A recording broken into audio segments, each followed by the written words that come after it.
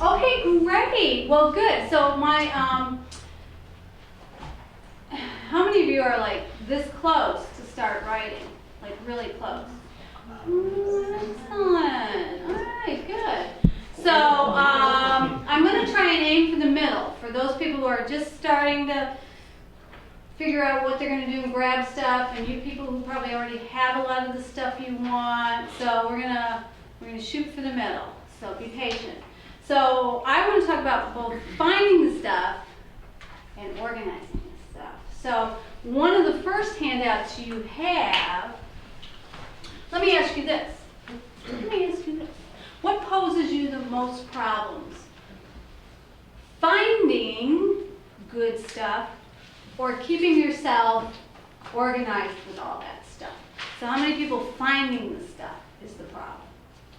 Okay, good. And then, so I assume the rest of you, by default, it's organizing or you're abstaining. And you have no problems. All right, so again, I'm going to aim right down the middle. So one of the first things you should take a look at, if you don't know the person on this list already, this list of subject specialists, you should make contact with that person.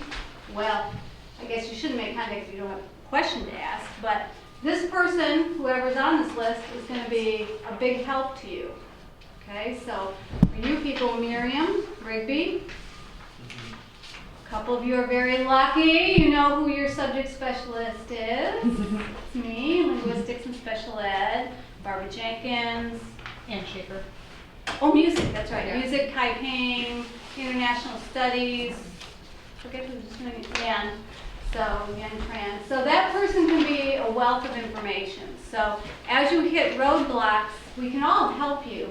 But obviously they know their discipline, and every discipline functions differently. The sciences are a weird thing.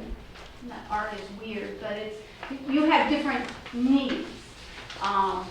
Yours might be more visual in nature than text in nature. So everybody, and you might be more financial ratios or something like more data driven. So everybody has different needs, and these people are the ones that know what's going on in your field. That being said, I'm going to try and talk to all of you. So I find, having been a librarian for 26 years, before there were computers, that actually the advent of computers hasn't made it necessarily easier for you because there's almost more information. Using the computers is not your hard thing. How many of you ever used this thing called Google? Okay, you know how to use Google. I don't need to, well, I probably could give you a few hints on Google, but it's a step back that I think students have a problem with. So I want to give you a couple sort of organizational strategies that I usually have people go through. So how many of you actually do this kind of outline? Remember the old days? Well, in the old days, this is how they taught us to outline. It never stuck with me. I must have learned it 3 times and it's still not sticking. So not a lot of you use this old-fashioned method. The A's and the B's. You kind of do probably a rough breakdown. Okay. So I'm not this mind. If you're of this mind, super duper. I'm going to give you a couple strategies for if you're not. One thing I would suggest, and let me flip between. Let's start with this handout. So this handout, what I usually ask graduate students to do, because when I ask graduate students their topic, I get a 20-minute dissertation thing, and I'm thinking, no, rein it in. The problem I find that people have when they talk about their research topic is your synapses in your head are making all sorts of connections.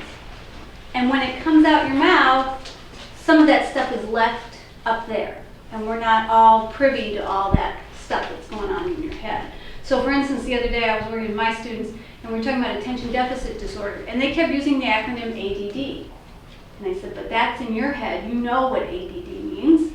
In the area of education, it's also a mathematical process, right? So your brain knows it means attention deficit disorder. Not everybody else does. So what I usually ask graduate students to do is write me a journal title based on your topic. because journal titles aren't going to let you go on for 20 minutes.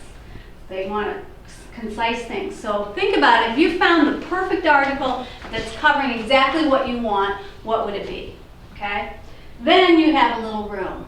Notice only 3 lines to sort of expand on your topic. Okay? Then this is the part where students have the most trouble. What you do is you then circle your key concepts. So does anybody want to share what their possible topic might be? You know, we're not going to type. No one's taking notes. You won't be, well, because you're on camera. But no one will hold you to it. Does anyone, or give me a topic of a paper you just wrote or something? Nobody? Yes.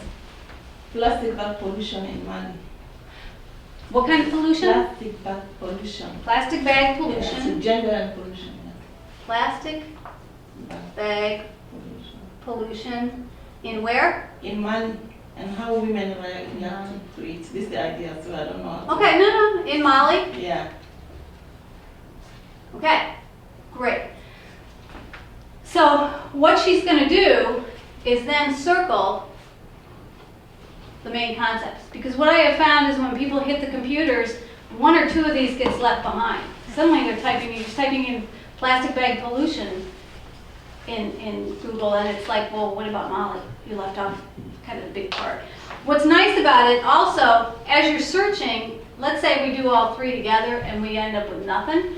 That gives us something we can sort of accessorize. We can redo our things. So we could do plastic bags in Mali. We could do pollution in Mali. We could try plastic bag pollution, though that's going to be huge. We could actually, maybe expand the region, okay, broaden that up a little bit. But now you've got some things to hang your search on. A lot of times, your search becomes this amoeba thing, and it just keeps like bulging out here and bulging out there, and next thing you know, you've wasted a lot of time. So by circling your main concept, it sort of gives you the framework you're gonna build the rest of your search on. A couple other things you want. Well, this probably is not important for this topic, but oftentimes your audience drives what you're retrieving. If I'm presenting to a school board, I'm presenting different information than if I'm presenting to my professor. I'm going to pull out all the heavy-duty research when I'm presenting to my professor. School board, I'm going to bring it down. Maybe say, well, in Time and Newsweek, they say this, because the audience drives the thing. This is important for you to think about. Who would be reading or writing? What discipline? So some of you are going to be only in sociology? Probably not. You're probably going to be putting a toe in a couple different areas. We already talked about psychology. Psychology, sometimes they're in the neuroscience, they go off in the medical area. They're everywhere. Special ed too, not necessarily, it's not all special ed. So, and art, are you art history? You're all art history. So even you, not necessarily art history, you might be in the history stuff, or you might be in cultural studies, international studies, you're all over the place. Because your touch on every little, the study of international topics is all over the place. Business too, depending on what you're talking about. Wellness programs in companies. You might actually be in the psychology literature. Okay, so that's an important thing to think about. Because sometimes we put on blinders and say, I'm only going to work in art history databases. That may or may not be the case. Then start keeping track of who are your authors that are big in the field, and the reason that is so when you get to a database and you get 1,000 hits, you know who the big names are that you should be looking for. See if any of those big names have produced anything recently that you're not aware of. And then one of the other questions we always ask people, or I ask people to think about, is what type of material you're looking for. So again, kind of driven by your audience, but in your case, depending on what discipline you're working in, are you looking for research articles, or are you looking for more practitioner-oriented materials? In some cases, popular magazines might be appropriate. Okay, so let's say you do want to make the case. Let's say you art history people are saying, culture's going down the tubes because we're not doing art education anymore. You might want to start your dissertation with a quote from Business Week saying people ain't got culture no more because we're not doing art ed, whatever. So you might think about that. There might be a time you say, hey, you know, it might be worth me pulling stuff in. Books, depending on disciplines. Some disciplines are very heavy in the scholarly research journal articles. Some are art history, history books. History uses a lot of books. The humanities uses a lot of books. Dissertations, nice to see what other people have done. Conference papers, that's often where a germ of an idea starts, is at a conference. Then it becomes a journal article. Then it becomes a book. So if you're really cutting edge, you might start looking at some of conference proceedings to see if someone else is starting to work on this idea. Statistics, always nice to have statistics in the paper. Maps. So the reason I have these laid out this way, because there is no Fred Meyer of research, one-stop shopping, your tube socks and your, thing of soda. You have to go different places. So if your statistics you want, that you figure out that you want, we're going to send you someplace else than if you're going to go to look for journal articles. Okay, so now you're down to this. Now you say, okay, I got my idea down. Now I'm going to start laying out sort of my plan of attack, how I'm going to do this. So not being this oriented this way, the way I like to hit something is based on this little, it's problem-based learning. I don't know if any of you kids are young enough to have been in a class that maybe had problem-based learning. But problem-based learning is where the teacher gives the kids a problem and then says solve it. They don't really kind of give them direction, they're on their own. So what I like to do is break out my paper writing in little chunks. Plus, I'm one of those people that if I have to look at the whole plate, it's like too much. So if I chunk it up, it's a little more digestible for me. And so what you do is you sort of go through the process. Let me see here. Here, I took that outline we had. So you sort of, here's your outline. So if you do a traditional outline, so then you say, what do I already know about this topic? So as you're filling this out, you start to see where your gaps are. I'm also a very visual person. So once I start to see that, one of these blocks is totally empty, and I've got all the others filled, I better spend a little time on that one. Then you can keep track of your key authors. Then you start to ask yourself, what do I need? So in this case, you may say, I need research articles. In this case, you need a definition of conflict. So in other words, I'm not necessarily going to go look for 15 research articles. Maybe what I want to find is the Encyclopedia of Sociology. A dictionary of sociology. Maybe there's a classic dictionary of sociology I want. So rather than wasting a lot of time looking for research articles, I have a more targeted look. In some cases, let's just pretend maybe what you need some stats. Okay? Maybe in another case you need to interview. So it's nice to let you know what you've done. Can waste your time on in the library. Sometimes we like to think we have all the answers for you, but sometimes we don't.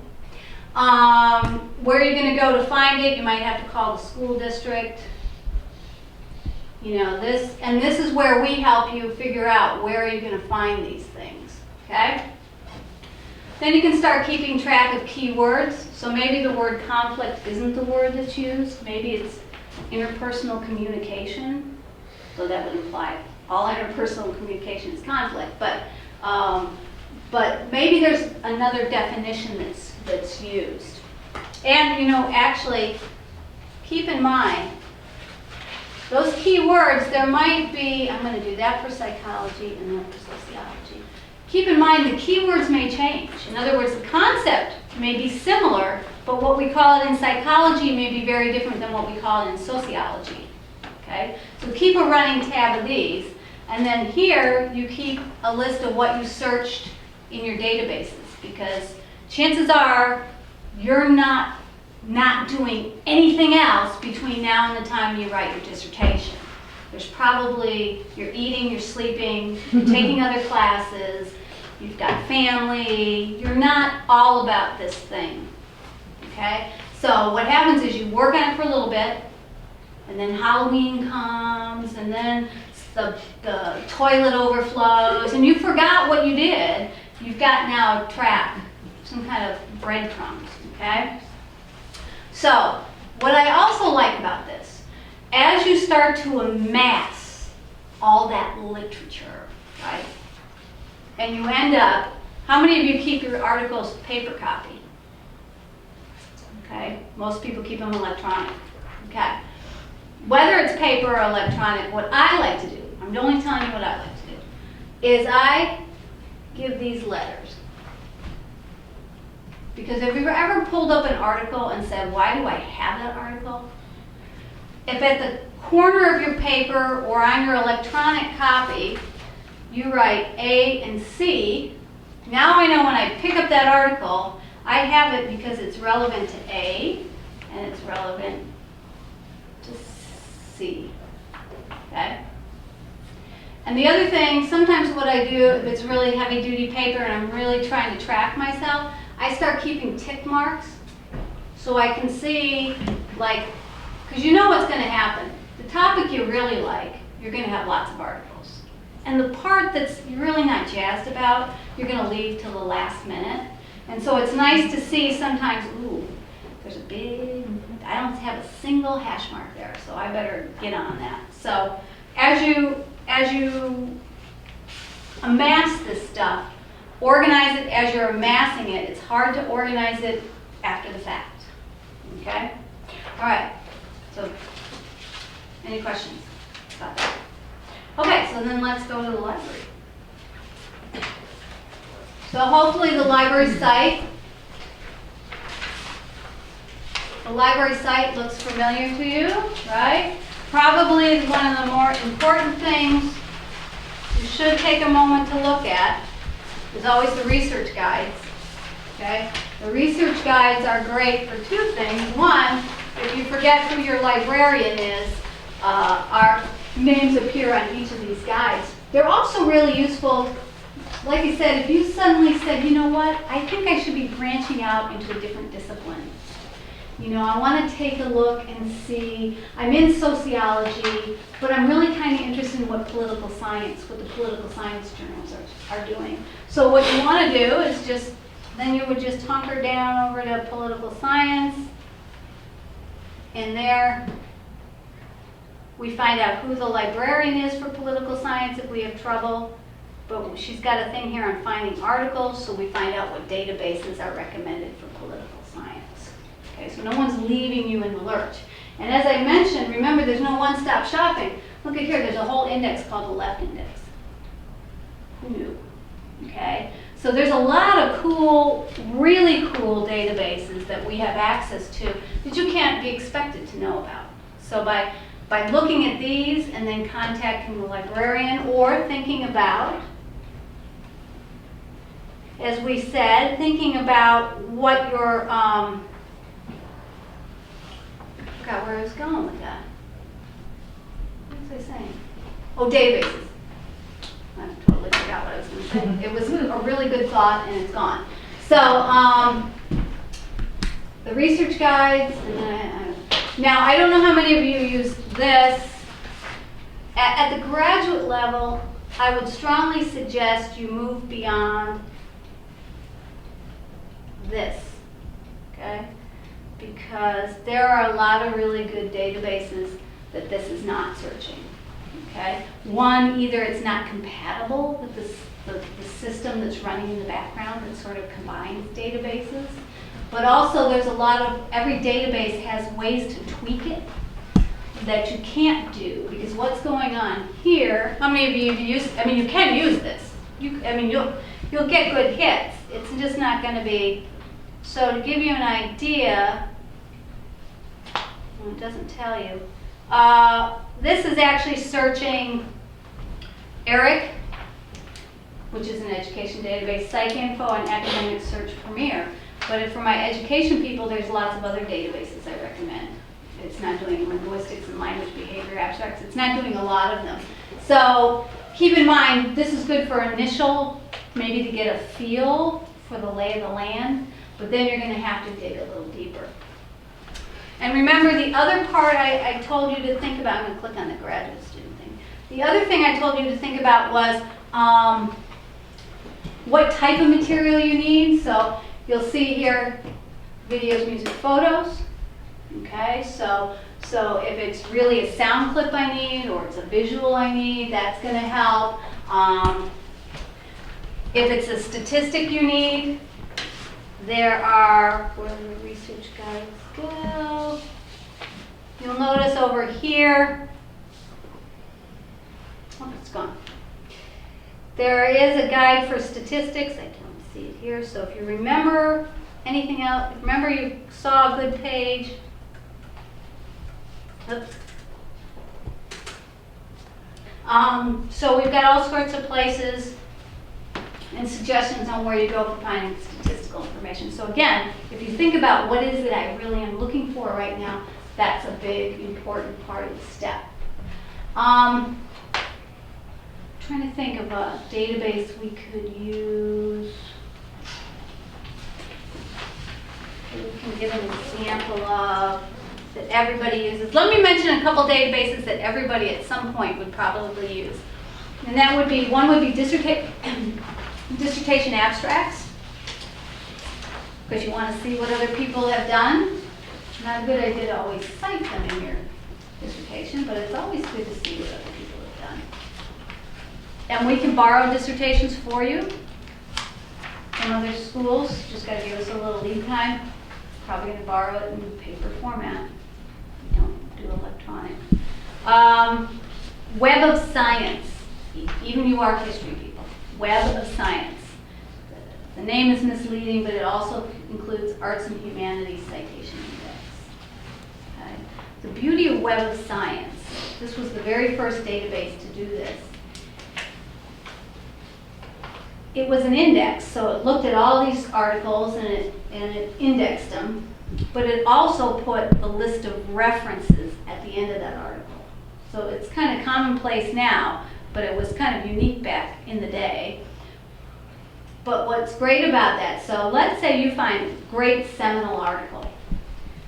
This database allows you to see what articles that article used or was based on, so you go backward in time. But the Web of Science then, because it's doing everybody else's references, you can also go forward in time. You can see who cited that. So you build on what's already been done. Google Scholar also does something like that, but you got to be a little careful with Google Scholar. Sometimes there's duplicates, and I'm not sure it's picking up everything. There is no such thing.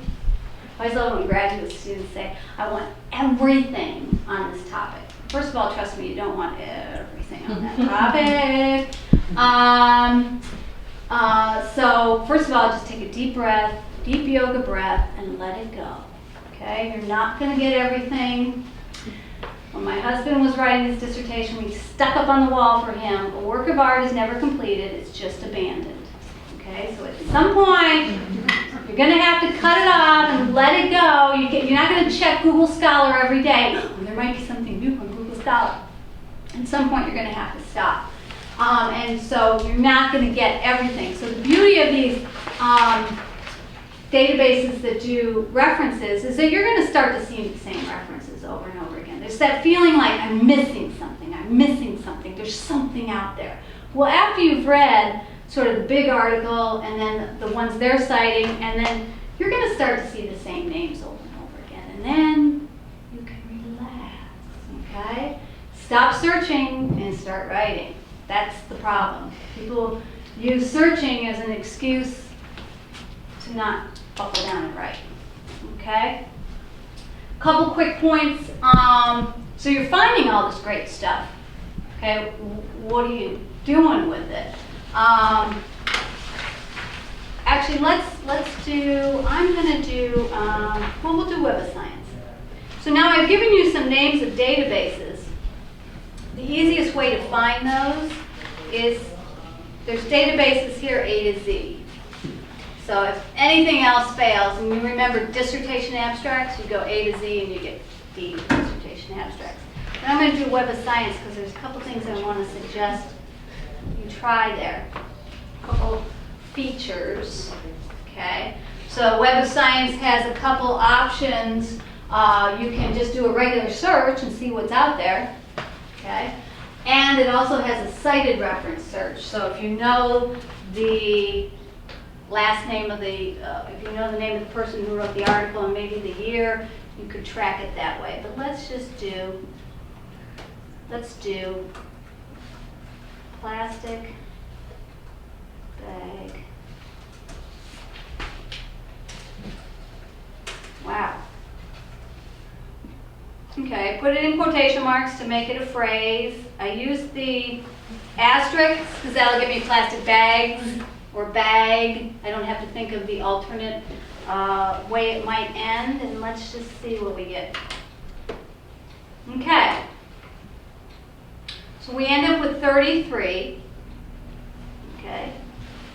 And we have to keep in mind, we wedded ourselves to that phrase, plastic bag. We might want to think about, as we're looking through this, is there another way that word is used? Is there an alternative to it?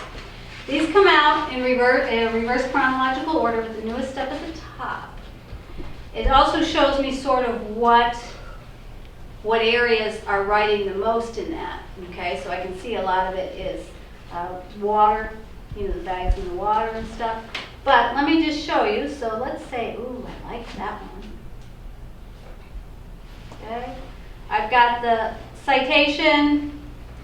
There's 42 references in the citation. So this article is brand new, July 2013. So it might behoove me to look at these 42 references and see if there's anything relevant there. Obviously, the older your article, the list of references become less relevant, unless you're doing some kind of historical research, right? But if your research is contemporary, an article about plastic bag pollution in the ocean is probably not as relevant, except as maybe a way to say, look, it's been a problem since we've been talking about this since 1962. What's taken us so long to fix this? So if all I have to do is click here, I'll get all those references, okay? Now I assume you all know about clicking on find text, right? How many people clicked on find text and found an article? Okay, good. All right. I'm going to pick an older one. Let me see. I'm going to go to page 4, just so I can pick an older one. Okay, so this one was done 1992.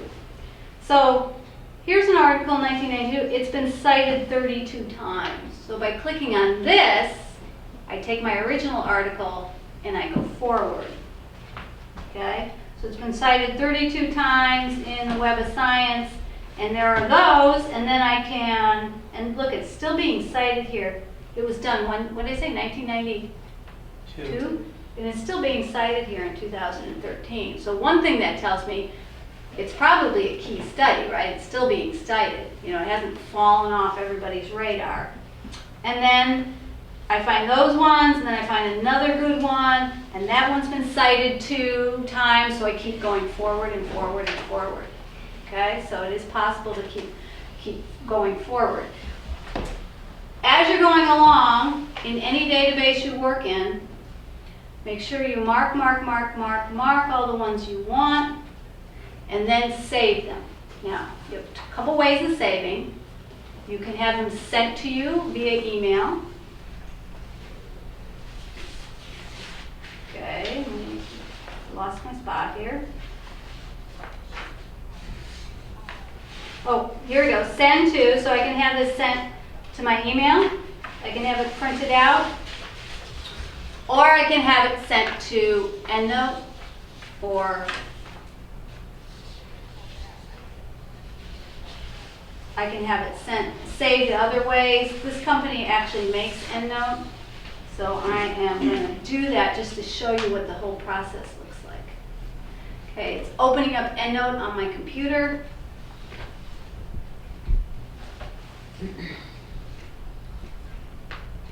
No, not right now. Okay, so as you can see, it dumped those articles into my EndNote program.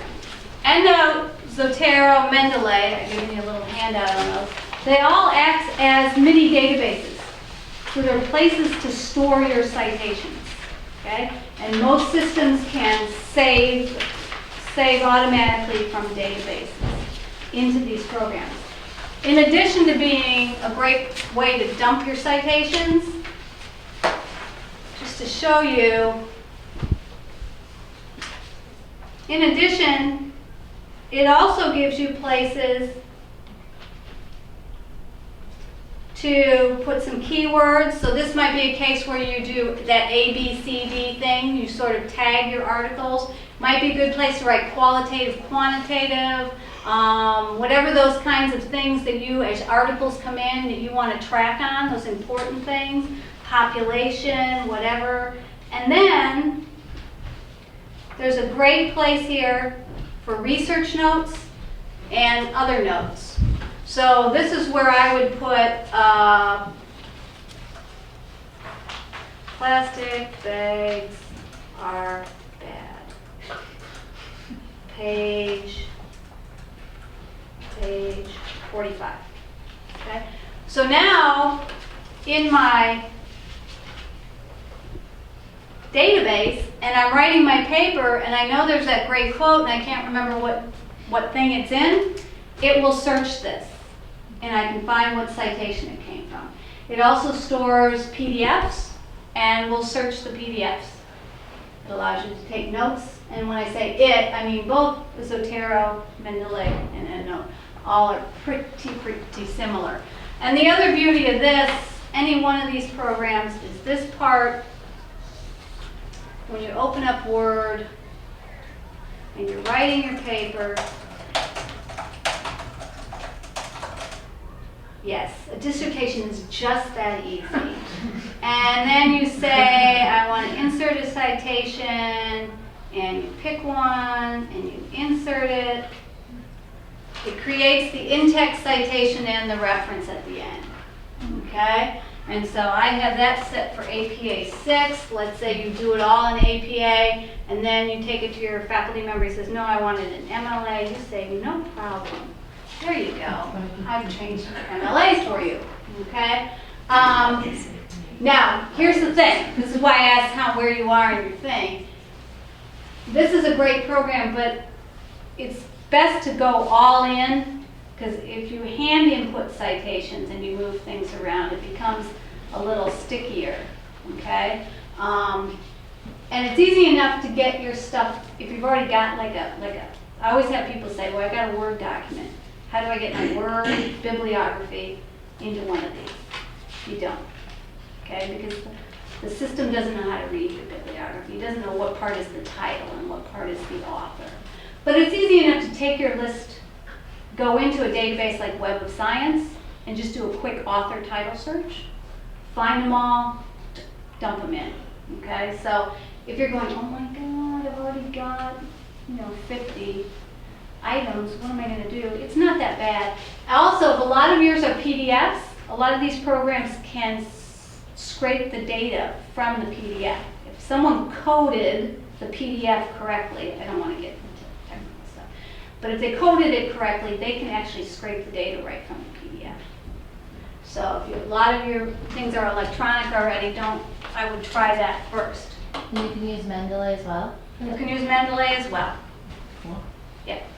Can you go back a little bit about how to use the EndNote? How to use the EndNote? Well, I don't want to, we're going to do a little workshop, winter term, if I get my act together and get Kyle a date for that, because I don't want to get too technical here. So they all, I've given you the sheet you have has some websites. Yeah, this is EndNote, the software program. There's also EndNote Web. So EndNote Web right now, Zotero, Mendeley are all free to you, okay, and their web addresses are there, okay. So my suggestion is try them, sign up for one, try it out. They all have really good videos, you know, how to use kind of thing, okay? The problem becomes storage. Free is up to a point, and then after that, they want you to pony up some money, okay? Storage isn't free, I guess. The other thing I want to talk about is taking advantage of another option, and that is to be alerted when new things come in. So most of these databases, and even Google Scholar, has an alert service. So if you have a really good search, okay, so I'm not going to do special education and say, oh, by the way, alert me every time something on special ed comes in. But if you have, let's say your guys are working on a particular artist, right? Just put the artist's name in. And anytime something comes up, they'll send you an email. If I just say Molly and pollution, anytime an article comes up that mentions Molly and pollution, I'll get an email. I can either get it when it comes in, or they can batch it. Each system is different, but that's a really nice feature. Okay. And so how do you do that? Well, it depends on the database. So we'll use Web of Science here. Let me go back. I'm sorry about this. I must have screwed up my. So we're just going to do this.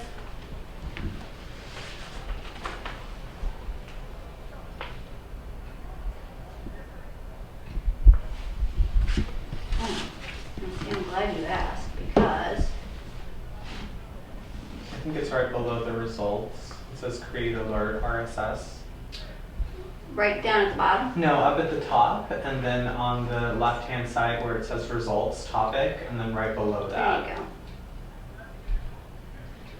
See, it's an orange button.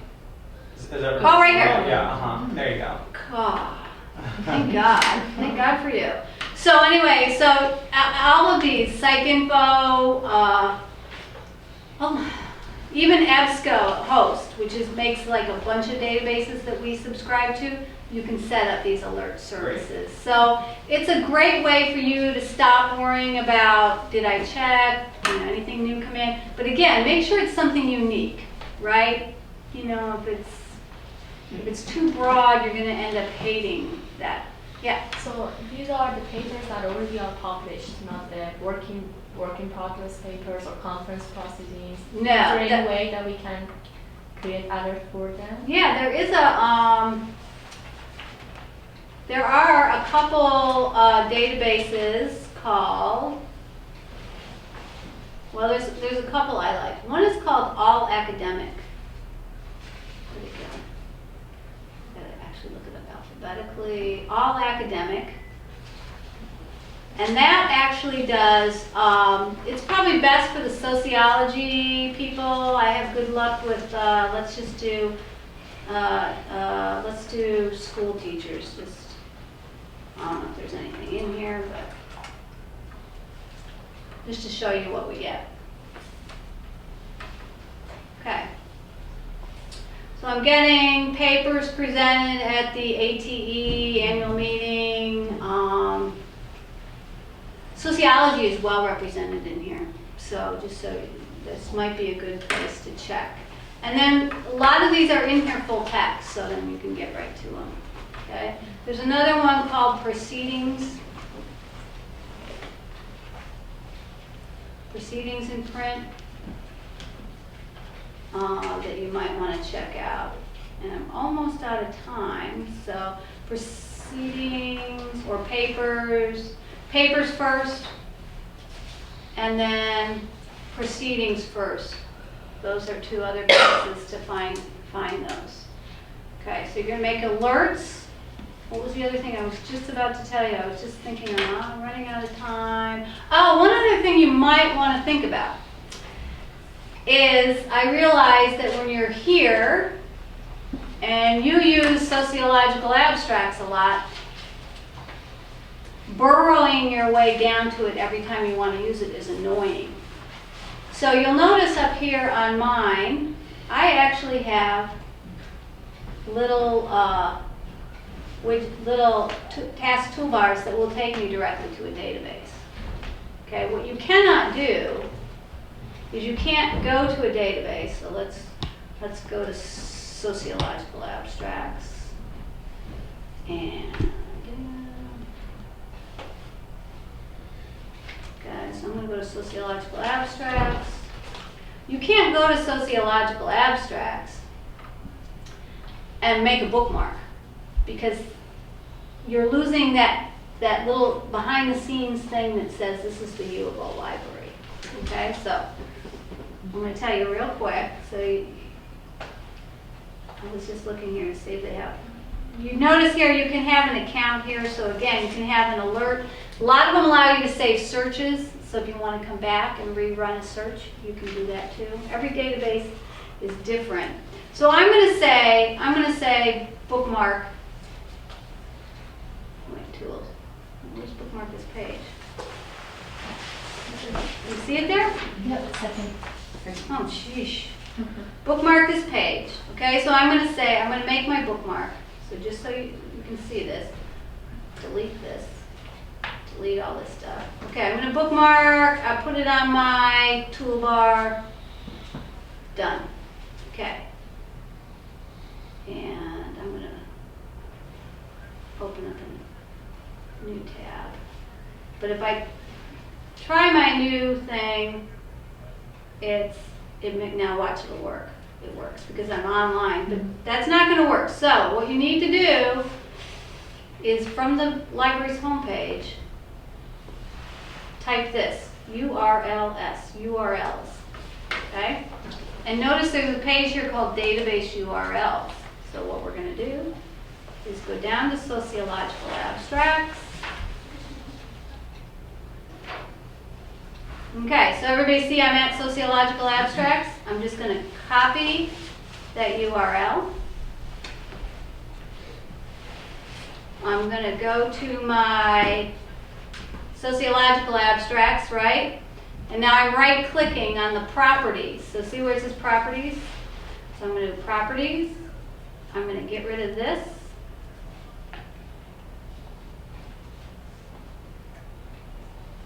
I'm going to put that in, and now from now on when I go through that, they'll throw me through the library system and put me in.